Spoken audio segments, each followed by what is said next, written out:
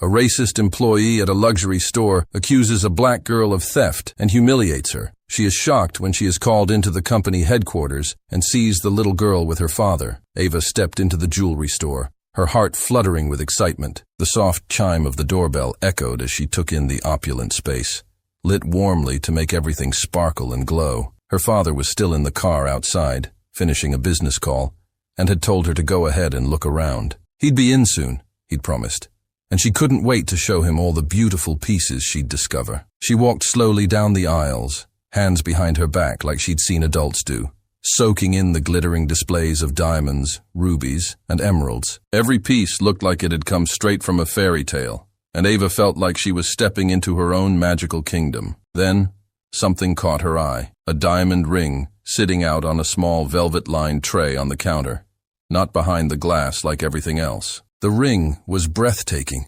with a large, dazzling stone that seemed to sparkle even brighter under the store lights. Her eyes lit up as she inched closer, glancing around to make sure she was alone. Slowly, almost reverently, she reached out and lifted the ring, slipping it onto her small finger. She held her hand up to the light, watching as the diamond threw off 1,000 tiny rainbows. For a moment she felt elegant, imagining herself as a princess in a world of shimmering jewels and grand ballrooms. "What do you think you're doing?" Ava jumped, her heart pounding, and turned to see a tall, older woman standing behind the counter, her face twisted in a scowl. The woman's gaze dropped to the ring on Ava's finger, and her expression soured. Ava quickly tried to take the ring off, her fingers fumbling. I was just looking," she stammered, her voice small and uncertain. She hadn't meant any harm.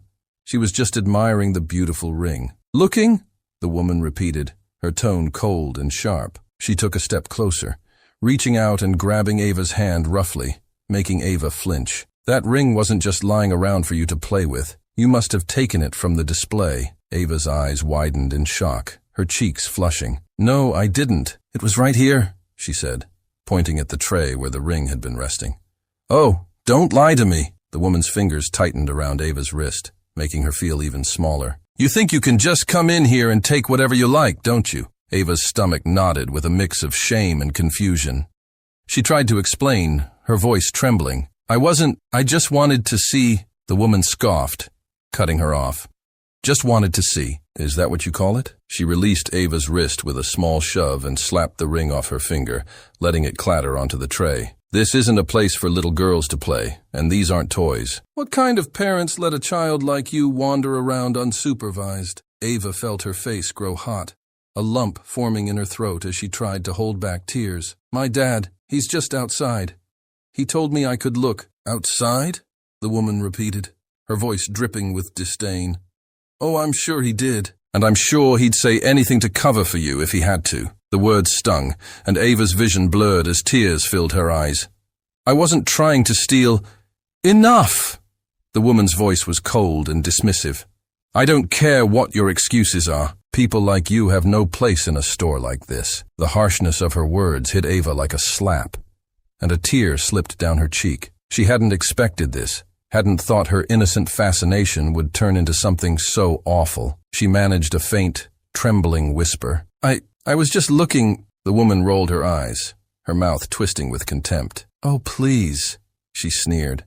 "I know exactly what kind of people do this. You think you can get away with anything by playing innocent, don't you?" Ava's small shoulders slumped, and more tears slipped down her cheeks as she felt the weight of the woman's scorn pressing down on her. She wished her dad would come in, that he'd see her and take her away from this horrible, cold place where she suddenly felt like she didn't belong at all. But the woman kept going, her voice sharp and relentless, as if she wouldn't stop until she'd drained every last bit of Ava's happiness away. Ava stood frozen, her small face wet with tears as the saleswoman continued her harsh scolding. The ring lay on the counter where the woman had slapped it from her hand, a tiny sparkle catching the light, mocking Ava's earlier excitement. The store's door chimed, and Ava's father, Marcus, walked in, his face shifting immediately as he saw her tear-streaked face and quivering shoulders. His expression darkened as he approached them, his steps firm and steady. "Ava?"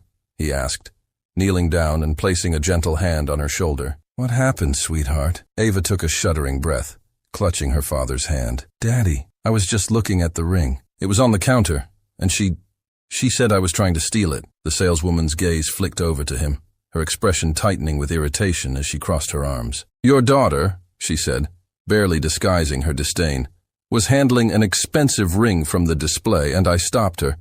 It wasn't on the counter, as she claims. She took it from behind the glass." Ava shook her head vigorously, looking up at her father with wide, tear-filled eyes. "No, Daddy. It was right here on the counter, just sitting there. I didn't take anything. I just wanted to look at it." The woman scoffed, her face twisted in a look of smug disbelief. "Of course she'd say that. I've seen this before. People come in here all the time with their just-looking excuses, thinking they can slip things into their pockets when no one's watching." Marcus's face hardened, his eyes glinting as he looked down at Ava, brushing away a tear from her cheek. "So, you're accusing my daughter, a child, of trying to steal an item from your store?" he asked, his voice low but firm. The woman huffed, crossing her arms more tightly. "Yes, sir. I know what I saw. She got caught and started crying to cover it up. It's a typical trick." "Typical trick," he repeated, his voice edged with cold anger. "Is that really how you think children behave? Or does it just apply to certain children?" His gaze was sharp, daring her to challenge him. The woman's cheeks flushed, but she didn't back down. "Look, I don't care what you want to believe, sir, but I know my job. I'm here to protect this store's reputation and merchandise, and I won't stand by and let people like her—" "People like her?" Marcus interrupted, his tone now dangerously quiet. His hand tightened slightly on Ava's shoulder, a protective gesture. "Yes," she replied, her voice laced with implications that she made no effort to hide. "This store is for people who understand its value, for those who know the rules, not for children who think they can walk in, touch anything they like, and make up stories when they're caught." He took a slow breath, his gaze fixed firmly on her. "So, let me get this straight," he said, his voice calm but cutting. "You're accusing my daughter of stealing without any proof? And you think she should be removed from the store?" The woman's mouth pressed into a thin line as she stared back at him. "It's not just what I think. It's store policy. If you don't take her out immediately, I will call security to escort you both out." Marcus held her close, his expression growing colder. "Security?" he repeated, his tone filled with disbelief. "You're threatening to call security on a little girl for touching a ring that you left out." The woman raised her chin defiantly, clearly unmoved. "If that's what it takes to maintain the standards of this store, then yes, it's my job to make sure people who don't understand those standards are shown the door." "Standards?" he echoed, his voice filled with incredulity. "I'd say the only one who doesn't meet those standards here is you." He looked around the store, then back at her, an icy calm in his eyes. "In fact, I know exactly what this store's standards are because I'm the owner." The woman's eyes widened for a brief second before she let out a scoff, clearly dismissing him. "Right," she said sarcastically, "and I suppose I'm the Queen of England. Look, I've dealt with people pulling stunts before. Just because you're unhappy with how I handle things doesn't mean you can waltz in here and pretend to be someone you're not." He raised an eyebrow, his expression unchanging. "Pretending?"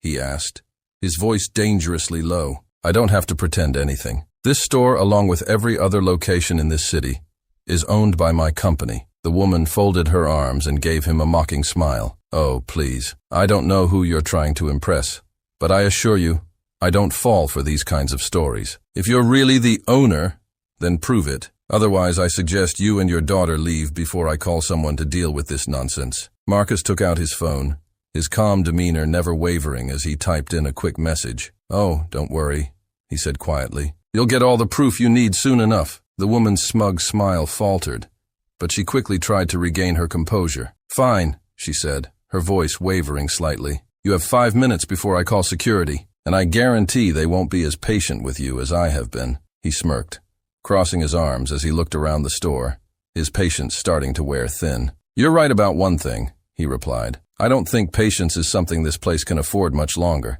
Starting with you." The woman's face went red as she sputtered, struggling to respond. But before she could gather her words, his phone pinged with a response. He glanced at it, then looked back at her with an unreadable expression. "Believe me," he said, tucking the phone away.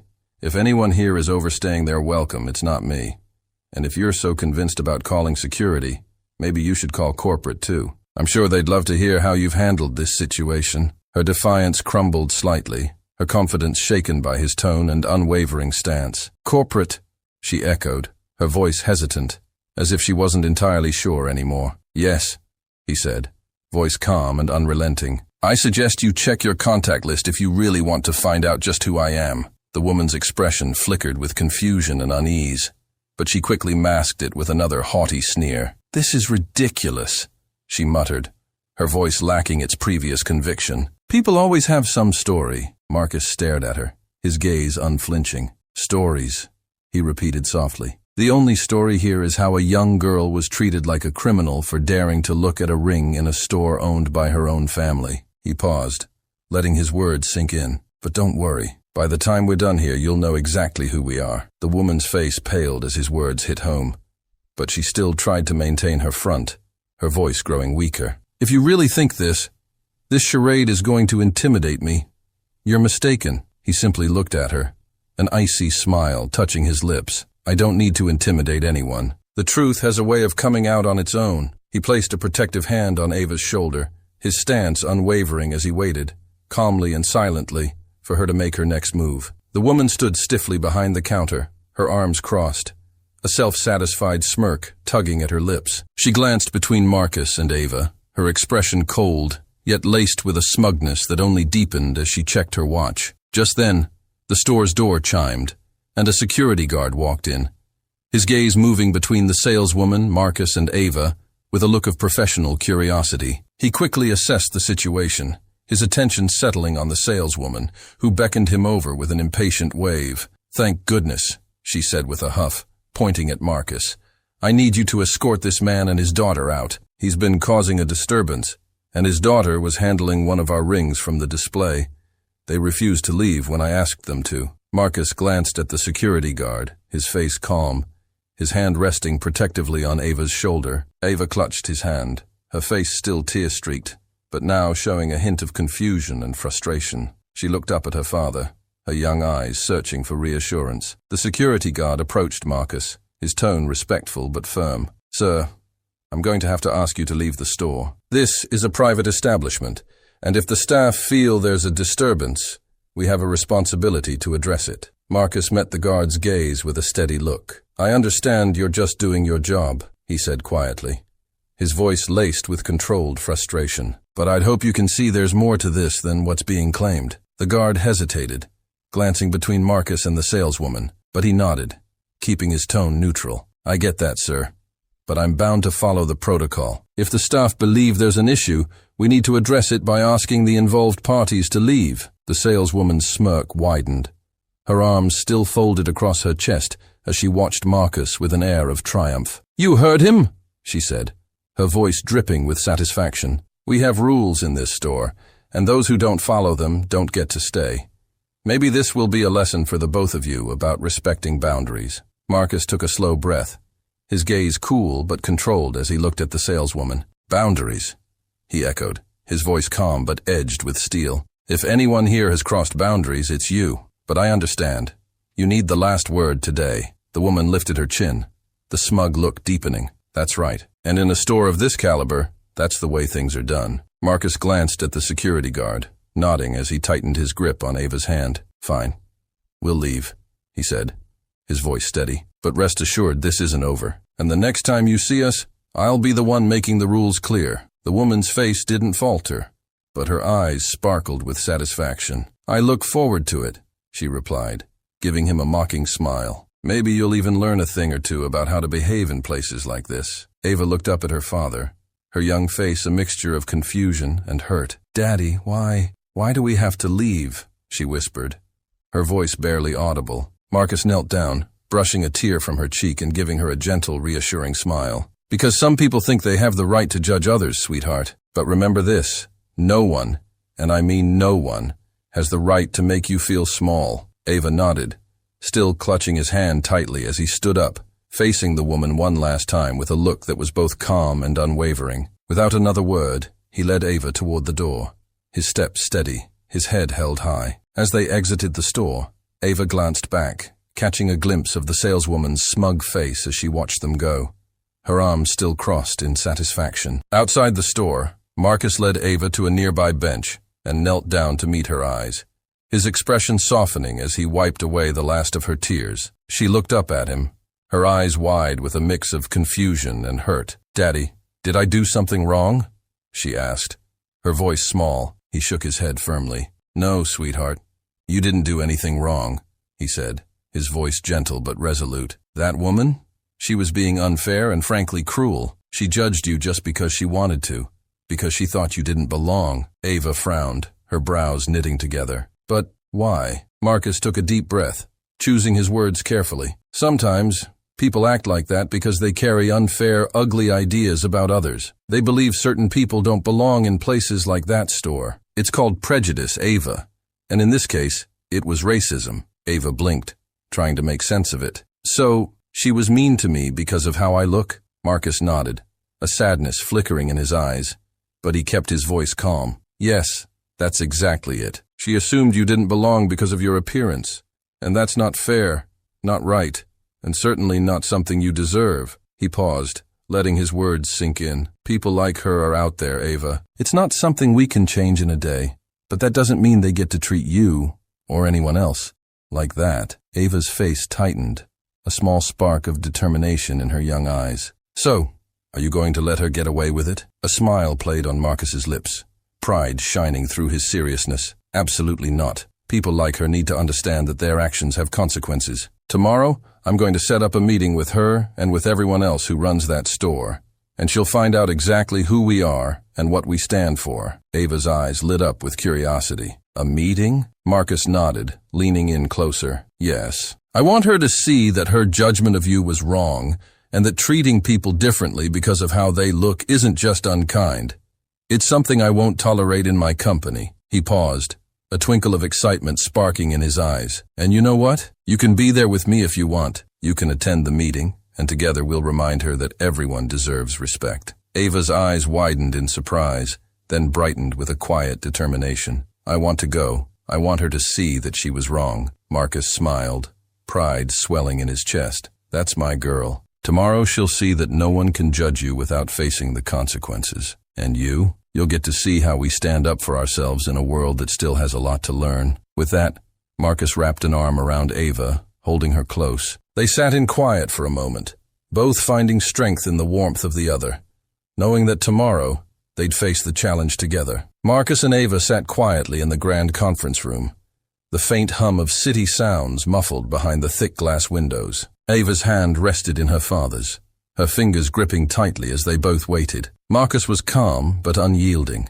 his expression hard as he prepared to confront the saleswoman who had humiliated his daughter. He gave Ava a reassuring nod, silently promising her that this time things would be different. The door creaked open, and the saleswoman entered, looking around with a casual confidence that faded the moment she saw who was waiting for her. Her steps faltered, and her eyes widened as she registered Marcus and Ava sitting across the table. She hesitated, a forced smile appearing on her face as she quickly tried to mask her surprise. Please have a seat, Marcus said, his voice steady and commanding as he gestured to the chair across from them.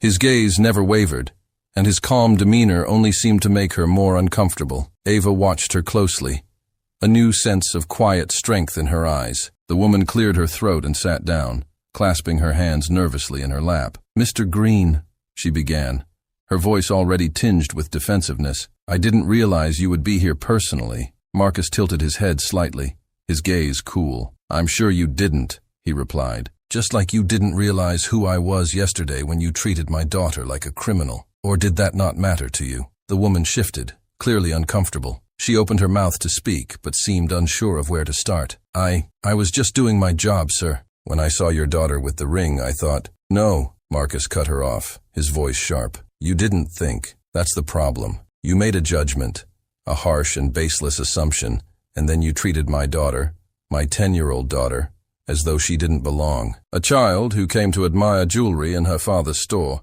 was treated like a thief by you. The woman's face flushed, her mouth opening and closing as she struggled to respond. Sir, we have standards, and that ring wasn't where it was supposed to be, so I assumed. Let me stop you right there, Marcus interjected, his voice rising slightly. What you assumed was that she was guilty, and you assumed it because you didn't like what you saw. Because you saw a young black girl holding a piece of jewelry in an upscale store, and that didn't fit your standards, did it? The woman's face turned red, but she raised her chin, trying to maintain her dignity. Mr. Green, I have to protect the merchandise. When I saw her holding the ring, I did what I thought was best for the store. I was doing my duty." "Your duty?" Marcus repeated, leaning forward, his gaze piercing. "Your duty is to provide service to every customer, not to judge them based on your narrow, prejudiced assumptions. Your duty was to treat her with the same respect you would show to any other child or adult who walks into that store." The woman bristled slightly, a trace of defiance flickering in her eyes. "With all due respect, Mr. Green, we can't afford to take risks with customers, and if I hadn't acted quickly, that ring could have been damaged or worse." Ava watched as her father's expression shifted, his jaw tightening. "So your answer is that this is about protecting the merchandise?" he asked, his voice laced with contempt. "That's your excuse for berating a little girl? For slapping the ring out of her hand? For humiliating her?" The woman hesitated, her voice faltering. I thought she might take it. I've seen situations like this before, and I was only trying to prevent." "Prevent what?" Marcus snapped, his patience wearing thin. "Prevent a child from admiring a ring that you carelessly left on the counter? Is that what you were trying to prevent? Because from where I'm standing, it seems more like you were only trying to prevent my daughter from being treated with respect." The woman's face reddened, and her hands gripped the edge of the table tightly. "Mr. Green, please. I wasn't trying to be discriminatory. I was just doing my job. I didn't mean to be racist." Marcus's eyes narrowed, his gaze turning even colder. "Oh, so now you want to claim ignorance?" he said, his voice dripping with disdain. "Let's be very clear. You looked at my daughter and, without a second thought, treated her like she didn't belong. You dismissed her, belittled her, and accused her of something she didn't do. And you did all of that because you couldn't see past your own prejudice." The woman opened her mouth to protest, her voice shaky. I don't have any prejudice, Mr. Green. I would have done the same thing to any other child." "No, I don't believe you would," Marcus replied, his voice low but fierce. "Because I saw the way you looked at her. I heard the tone in your voice, the words you chose. You didn't care about the truth, you cared about putting her in her place. And don't think I didn't hear your comments yesterday about people like her." The woman's face drained of color, and she looked down at her lap, avoiding his gaze. I wasn't trying to," she stammered, her voice barely a whisper. "Save it," Marcus said, his tone cutting. "Your words speak for themselves. You saw a young black girl, and you immediately assumed she was up to no good. You humiliated her, embarrassed her, and made her feel small. And I want you to explain to me why you think that's acceptable behavior." The woman swallowed, struggling to form a response. "Mr. Green, please. I didn't mean any harm. I was just following procedure." The ring was left out, and I thought it was best to intervene. Marcus took a slow, deep breath, trying to rein in his anger. "Following procedure?" he repeated, his voice deadly calm. "Procedure would mean treating every customer fairly and with respect. Procedure would mean asking questions, understanding the situation. Procedure would never mean slapping a ring out of a child's hand and accusing her of theft." Ava, who had been sitting quietly, looked up at her father, her gaze fierce. "Daddy's right," she said, her young voice steady. "You didn't even listen to me. You didn't even ask what happened. You just yelled at me." The woman looked at Ava, her face twisting with guilt. I'm sorry, Ava. I didn't think." "No," Marcus interrupted sharply, his eyes flashing with anger. "That's exactly the point. You didn't think. You didn't think because you didn't care. You didn't see her as a person. You saw her as a problem to be dealt with." The woman's lip trembled, her earlier defiance now crumbling as she struggled to find words. "Mr. Green, please, I didn't mean for things to go so far." Marcus held up his phone, the screen showing security footage from the day before. He pressed play, and they all watched as the events unfolded on the small screen. The woman's harsh scolding, the way she slapped the ring out of Ava's hand, her condescending expression as Ava tried to explain. "Explain this to me," Marcus said, his voice barely above a whisper, but thick with anger. "You were following procedure, you say? You were doing your duty? This isn't security, this is cruelty." The woman's eyes filled with tears as she watched the footage, her hands trembling. I don't know what to say, Mr. Green," she whispered, her voice broken. "I'm so sorry." "Sorry doesn't undo the harm you caused," Marcus replied coldly. "You made a little girl feel worthless, all because you couldn't see past your own biases, and then you lied to cover it up, pretending you were following some imaginary procedure." The woman's voice cracked as she tried to plead. "Please, Mr. Green, I need this job. I've worked here for years. I didn't want to hurt anyone. Marcus's face was unyielding, his expression resolute. No, you hurt her because you thought you could get away with it. You thought no one would care enough to hold you accountable. But let me make one thing clear. In my company, there is no place for people who judge others based on race, who humiliate children for their own biases. I will not tolerate it. The woman's shoulders slumped as the weight of his words sank in. Please don't fire me. I've given so much to this store. Marcus's voice was cold, leaving no room for negotiation. You're dismissed, effective immediately. Collect your belongings, and don't expect a reference. This is the last day you will ever step foot in one of my stores. She looked at him, her eyes wide with shock, then shifted to Ava, her gaze filled with regret. But Ava only stared back with calm defiance, her strength mirroring her father's. Marcus stood, extending a hand to Ava. Come on, sweetheart.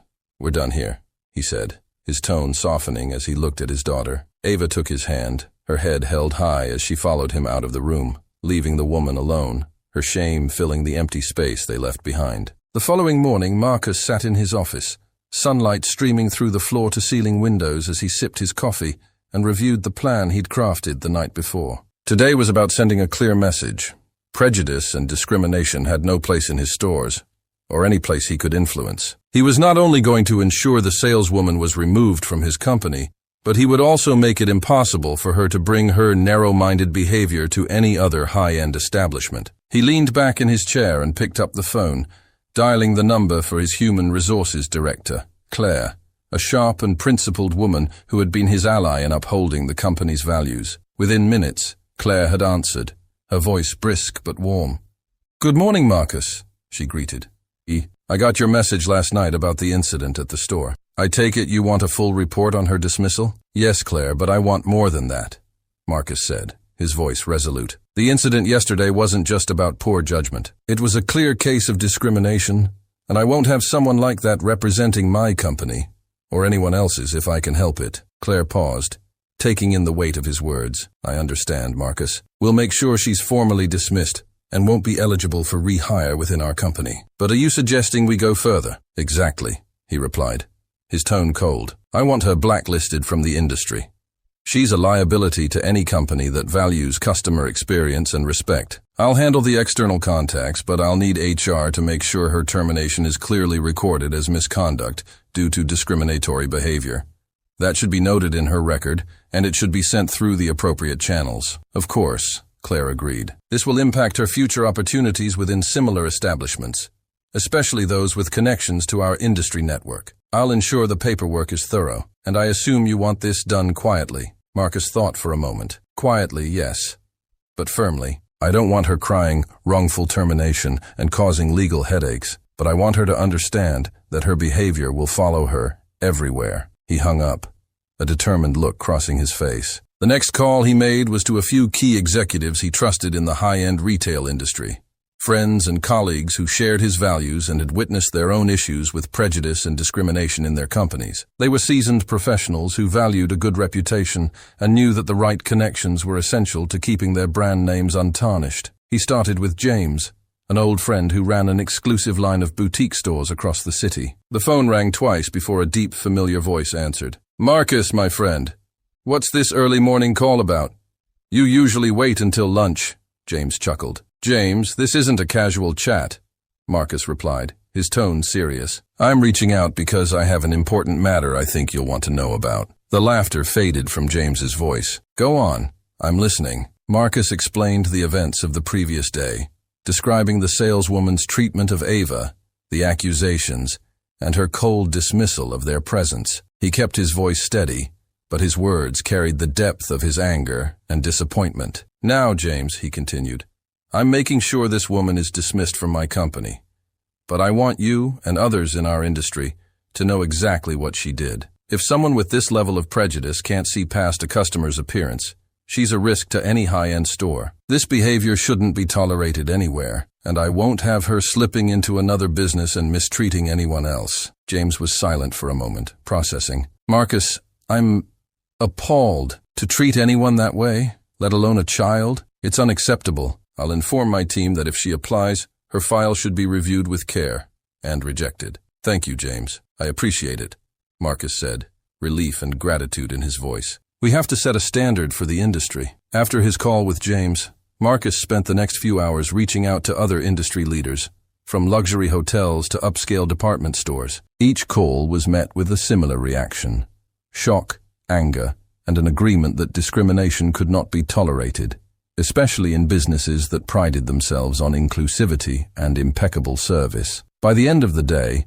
Marcus had set into motion a powerful network of influence. He knew that the saleswoman wouldn't be able to step into another high-end store without her actions following her. A warning would be there, lingering on her record. A quiet but powerful reminder that her actions had real consequences. Finally, Marcus took a deep breath, leaning back in his chair as a sense of satisfaction settled over him. He'd done what he set out to do. She would not be able to continue her career as if nothing had happened. If she wanted to work in this industry, she'd have to reckon with her actions, knowing that the path ahead would be anything but smooth. That evening, as Marcus walked into the house, Ava ran up to him, her face lighting up. "Daddy, did you make sure she wouldn't do that to anyone else?" He smiled, kneeling down to her level and pulling her into a gentle hug. "I did, sweetheart. People like her don't get to hide behind their mistakes. I made sure everyone knows what happened." Ava smiled, a mix of relief and pride shining in her eyes. "Good," she said softly, "because nobody should make someone feel like that." Marcus nodded, pride swelling in his chest. "Exactly, Ava. And because of you, she won't." Months had passed since the incident in the jewelry store, and Marcus had all but forgotten about the woman who had humiliated his daughter. The business world moved fast, and his days were filled with meetings, strategy sessions, and planning for the future. But one morning, as he reviewed some reports in his office, a knock on the door interrupted his focus. "Mr. Green," his assistant said, peeking in, her tone cautious. "There's someone here to see you. She says it's urgent." Marcus looked up, slightly surprised. "Who is it?" "It's the former saleswoman from the store," she replied, her voice laced with discomfort. "She says she needs to speak with you personally." Marcus's expression hardened. He knew immediately why she was here. After he'd ensured her dismissal and blacklisting from the industry, her prospects would have been scarce. Nonetheless, he nodded and waved his hand. "Send her in." Moments later, the woman entered, looking nothing like the smug, confident employee he remembered. Her posture was hunched, her eyes red-rimmed, her hands clutching her purse tightly as though it were a lifeline. She stood before his desk, struggling to meet his gaze, her face full of nervous tension. "Mr. Green," she began, her voice barely above a whisper. "Thank you for seeing me." Marcus leaned back in his chair, his expression unreadable. "Why are you here?" The woman took a shaky breath, her voice trembling as she spoke. I know I'm the last person you want to see, but I came here to ask for help." She swallowed, her gaze dropping to the floor. "Ever since that day, I haven't been able to find work. No one in the industry will hire me. Every jewelry store, every boutique I've applied to, they all turned me away. And you think that's my problem?" Marcus's voice was cold, his eyes steely as he watched her. She flinched slightly but took a step forward, her hands wringing nervously. "Mr. Green, I know I was wrong. I made a terrible mistake, but I've been trying to change. I've been attending seminars, taking courses on diversity, learning about empathy." Her voice broke slightly, and she took a breath. "Please, I'm begging you. I've lost everything. I can't support my family. I'm months behind on rent. All I need is a chance to prove I've changed." Marcus's gaze remained unyielding. "So, you expect me to forgive everything because you're struggling now?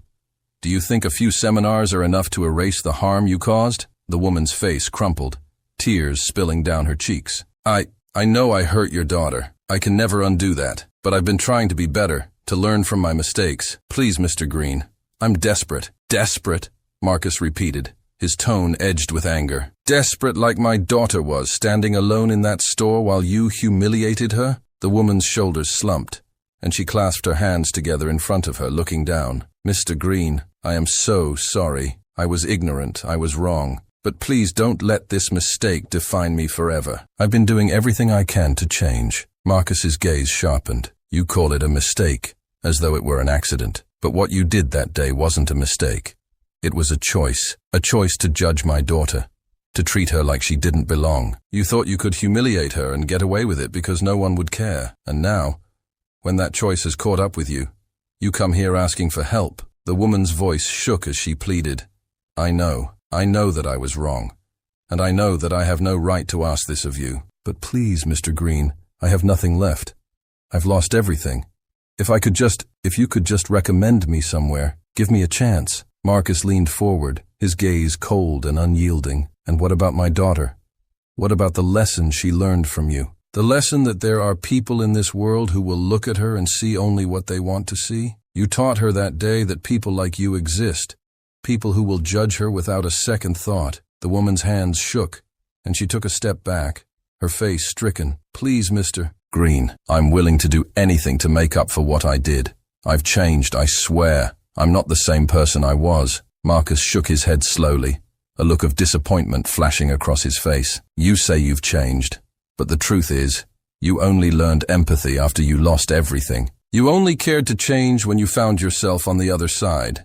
And that isn't growth, it's desperation. The woman's voice cracked, and she wiped a tear from her cheek, her face filled with despair. Mr. Green, please. I don't know where else to go. Marcus stood, his gaze hard as he looked down at her. You created this reality for yourself. This is your consequence, and it's not something I can, or will, fix for you. The woman's shoulders slumped as she realized he would not help her. She opened her mouth to say something, but no words came. Instead, she nodded slowly, accepting the finality in his words. Without another word, she turned and left his office, the weight of her actions pressing down on her as she walked out, defeated and alone. The following evening, Marcus sat on the back porch, watching the sun dip below the horizon, casting a warm orange glow across the yard. Ava joined him, curling up beside him, her head resting on his shoulder as they sat in comfortable silence, the weight of the last few months lingering in their thoughts. After a while, Ava broke the silence, her young voice soft but thoughtful. Daddy, that lady from the store, did she ever say sorry? Marcus took a deep breath, thinking carefully before he answered. She did, yes. She came to my office today asking for help because she couldn't find a job. Ava's face twisted in confusion. She wanted you to help her? Marcus nodded. Yes. She said she had nowhere else to turn and was trying to show that she'd changed. She said she'd been learning, trying to be a better person. Ava looked up at him, her face a mixture of curiosity and concern. And did you help her? Marcus shook his head, his gaze thoughtful. No, I didn't.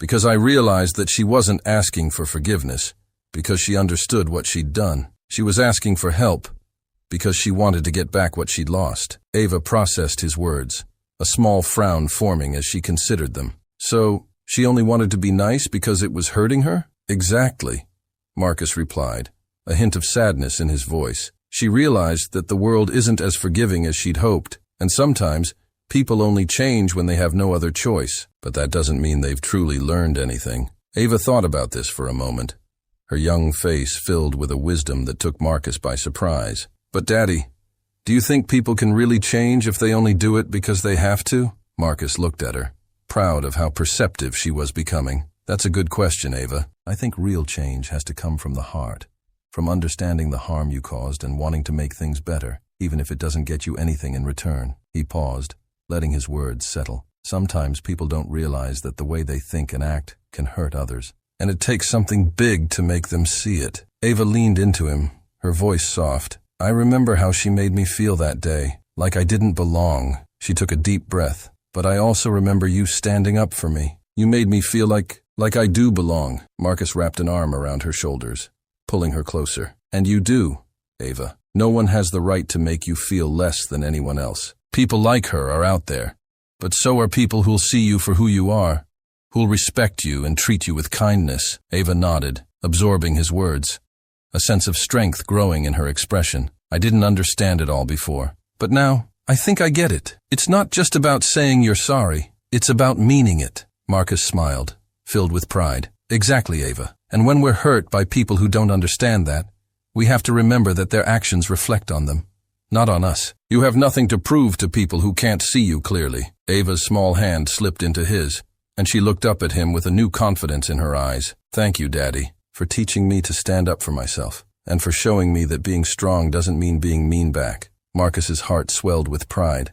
his gaze softening as he looked at her. "You're going to grow up to be strong and kind, Ava, and no one will make you feel small again." As they sat together in the fading light, Marcus felt a deep sense of peace, knowing that Ava understood the lesson he had fought so hard to teach her. He hadn't just stood up to a woman's prejudice that day. He'd shown Ava that she was worthy of respect, dignity, and belonging, and he knew, as he watched her, that she would carry that lesson with her for the rest of her life.